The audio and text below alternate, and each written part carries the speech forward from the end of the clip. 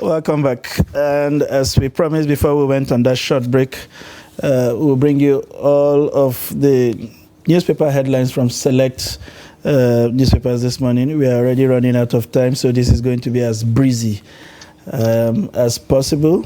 And as usual, we'll begin with the Daily Trust newspaper. And the major headline here is ECOWAS slams fresh sanctions on Niger. Junta rejects diplomatic overture, names ex-minister as prime minister. ACF wants sanctions lifted. That's the Arewa Consultative Forum. No options taken off the table, Tinubu spokesman. We are pushing for negotiation. This is coming from the US. You'll find the details of all of this story on page 4. And there we have very beautiful photographs of members of the Presidential Committee on Fiscal Policy and Tax Reform at the Presidential Villa yesterday.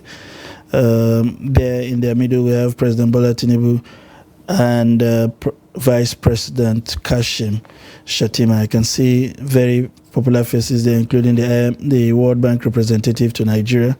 You see that young lady next to the Vice President? Yes. They say it's a 400 level. She's supposed to be a genius in economics or something like that. Well, whatever that is, that will be very interesting to see. And I see our own Tokpe Fasua there. Quite a number of very familiar faces.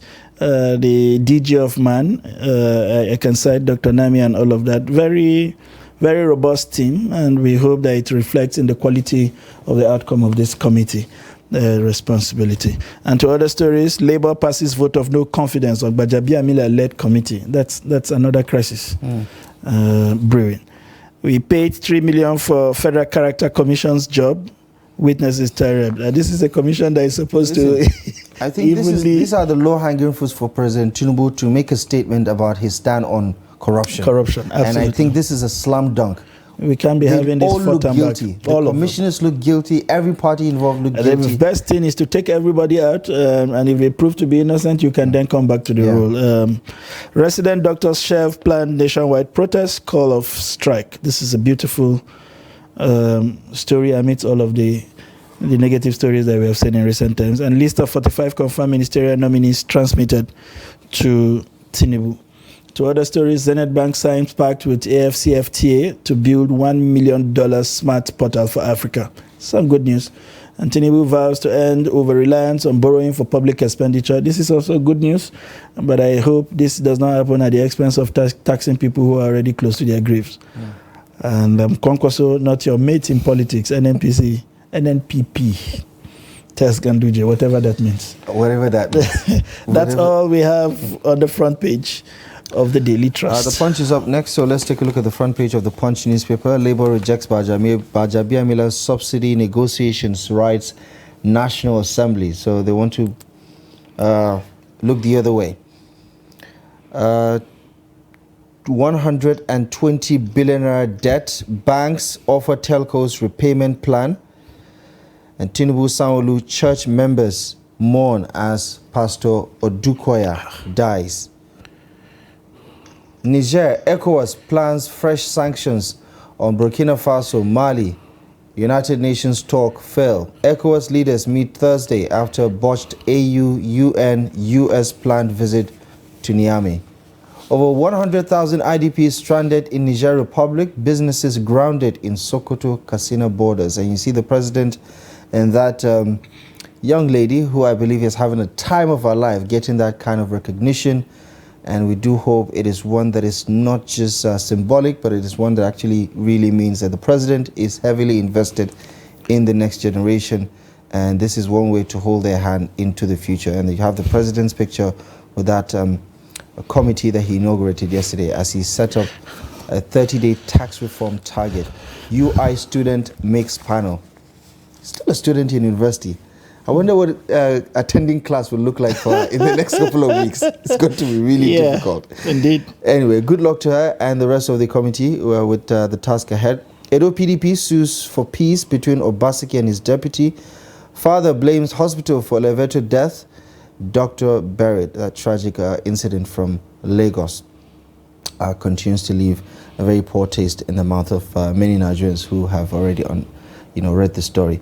And finally, 35 MDS Sean Reps job racketeering probe. All right, moving on to the Daily Sun. And we have there as the major story, Nigerians to pay more tax. As FG announces plans to increase tax to GDP by 18%. We will end over-reliance on borrowing, Tinubu. Well, I don't know if this was what they meant by increasing it. I think it's about catching more people in the tax net than increasing existing taxes. So, listen, let's maybe see. The key word there is over-reliance. Over-reliance. We're still going to be reliant on some borrowing. All right. And moving on, President meets Okonjo-Iweala party over economy. Tinubu aware of sufferings of Nigerians since WTO DG. Well, we all know he's aware. Whether or not he feels it the way we feel it is a different thing. And Pastor Taiwo Odukoya dies at 67 in the US. That's a popular televangelist in the Lagos axis of Nigeria. Well, in Nigeria, if you like. His wife passed away. Yeah, the second one recently also passed. So it's been a tale of tragedy to this family in the last couple of years. And ministerial list, reps, deputy speaker joins senators in seeking more slots for the Southeast. Really? Well, 48 is not enough? Well. Okay. And then to other stories, police identify arrest personnel for killing Rivers resident. Troop kills 3 bandits, recovers arms in Kaduna. Akpabio names Kalu, Yari, Lawan, Tambol, others as committee chairman. ECOWAS imposes sanction on individuals, entities, associates of Niger Republic. And resident doctors meet Senate President, may call off strike today. That's it on the front page of the Daily Sun. I think we just segue into the analysis with our very own in-house today, no Zoom. Today he decided to grace us with his presence. Yes, sometimes instead of coming physically, why don't you load some 500 and stay in one corner of the house, and you are.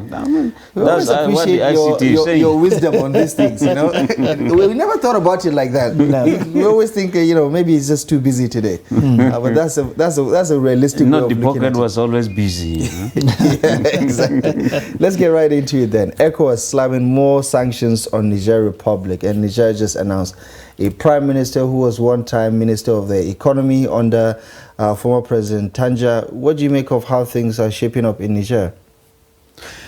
Well, I think that the military is beginning to have a kind of a firm grip on the situation. I remember when there was this coup in Sierra Leone, Abacha was on, there was no democracy in Nigeria. Jerry Rawlings was on, there was democracy in Ghana. So when Abacha called for an emergency meeting, he was also just like Tinubu, was a chairman of ECOWAS. So when they came in here, Abacha was insisting, get these guys off that government house and install democracy. And install democracy. So they went and brought Tijan Kaba here in Abuja. He was in Aguda House, where the vice president lives, Nigeria lives, Now, Jerry Rawlings was saying, no, we have democracy, we have to obey what democracy in Ghana says, parliament will have to give a kind of a support. But here we are in Nigeria, the pressure is so much. Now, should Nigeria go there? Now, whose war are we going to fight? Whose war? Now, if you look at the Nigerians, they are actually saying, look, we can take care of ourselves. Don't bother.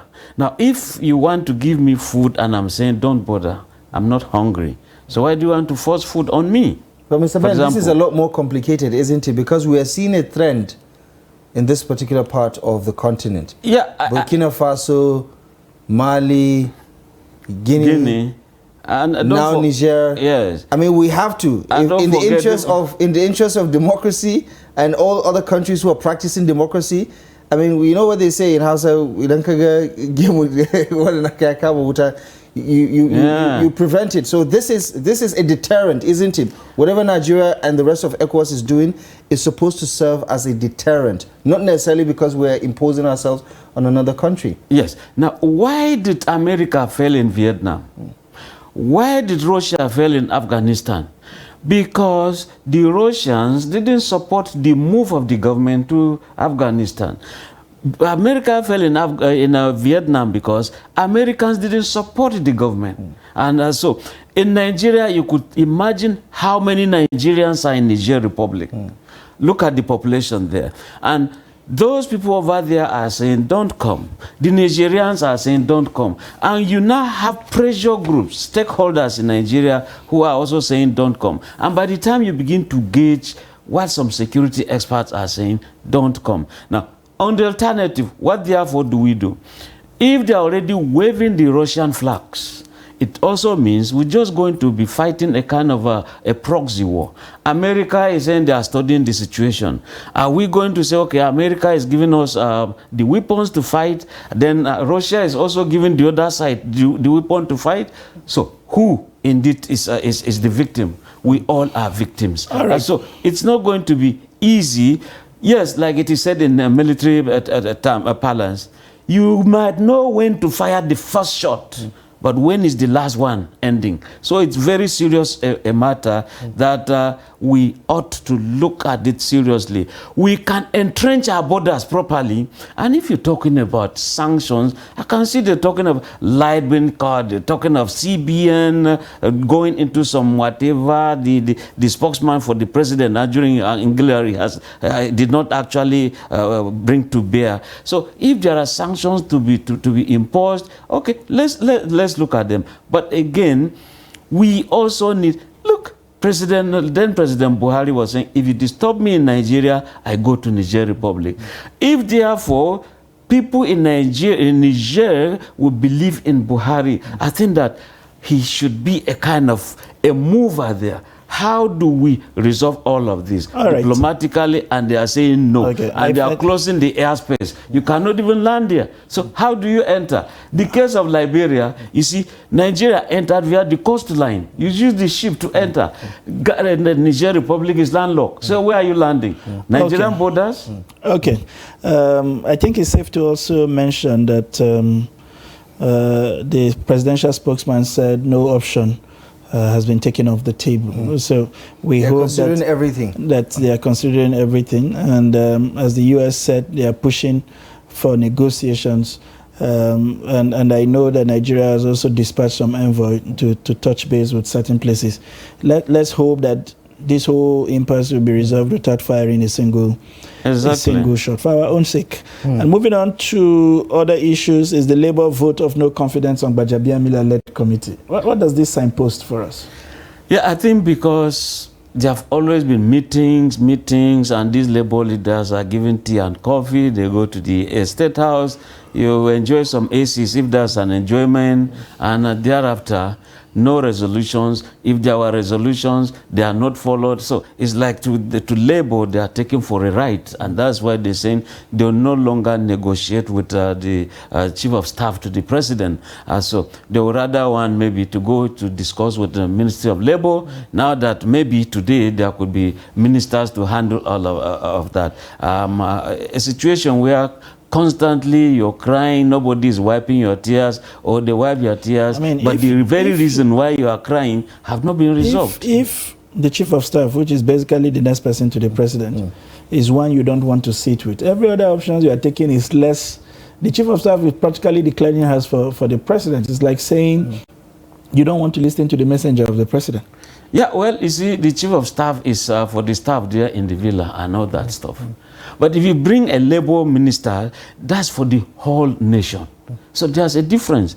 Yes, you can have a messenger, someone close to the president who is talking. But again, that man is talking about administration. But when you're talking about people like the organized labor, you get the lawmakers, you get people here and there, and you sit down outside of the villa, it makes it better. But each time you go there with all sorts of security clearance before you even enter, all the checkpoints, the stop gaps before you enter the negotiation table, I mean, they lack that vibration, so to speak, the way they would do maybe outside the villa. They got to see the president last week after the nationwide protest. But then again, as far as Gbajabiamila is concerned, he's a stakeholder who has shown his ability to actually resolve issues. During the last administration, he was Speaker of the House of Representatives, and he engineered the conversations that pretty much swayed the organized labor in several instances. What do you think happened to that relationship? Because it did appear that he had some leverage or some sort of goodwill with the organized labor. What does this new development say about how there may be a fracture in that relationship? Yeah, you see, sometimes you might be moving this way, thinking that you are representing your principal very, very well. But Jamia Biabila, when he was a speaker, actually spoke because he was also part of a government, an arm of government that was a kind of having some say, either in salary or whatever. But when you are now under someone, I don't know whether he knows the heartbeat of the president in this matter very well, or he moved this way, and the president probably said, "Gentlemen, you ought to have gone as a toddler first, but you landed running. Tarry a bit." So that could show why maybe Badja is a kind of showing some diplomacy, and we're seeing government of the future. We are going to do. We are going to we are promising that we are going to do. There's the likelihood of we are going to do. So when it becomes a government of the future, that's where the labor will say, no, do it now. Let's see what happens. Right. But with the cabinet coming on ground, I believe something maybe will be in the offing. All right, let me anchor on your optimism in drawing this part of the conversation to a close. We hope for the good of Nigeria that something positive comes out of it. We are happy that the resident doctors are shelving their own plans, nationwide protests, and the likelihood that they will call off the strikes today. That's some positive news to look forward to. I want to thank you very much, Mr. Ben, for finding time to be here, for choosing the live appearance over the Zoom appearance today. Studio next week we should prepare for Zoom. This special seat we have for you also misses you. Right. Well, we'll see what we'll do. All right. Depending on what Labour is also doing. Thank you. All right. Thank you very much. I hope, like I always say, that it has been an enlightening show for you, and that you've drawn one or two information, and enlightenment, and we have helped to make your day better. We talked about Hamuquin this morning. I hope we have served you sufficient dose to make your day a happy one. And thank you very much for allowing us free access into your living room. I am Sunday Michael Ogu. Let's do this again tomorrow. Well, my name is Abdullah Ahmed. Thank you, as always, for your time and company. We look forward to seeing you tomorrow live at 8 a.m. Good morning and enjoy the rest of your day.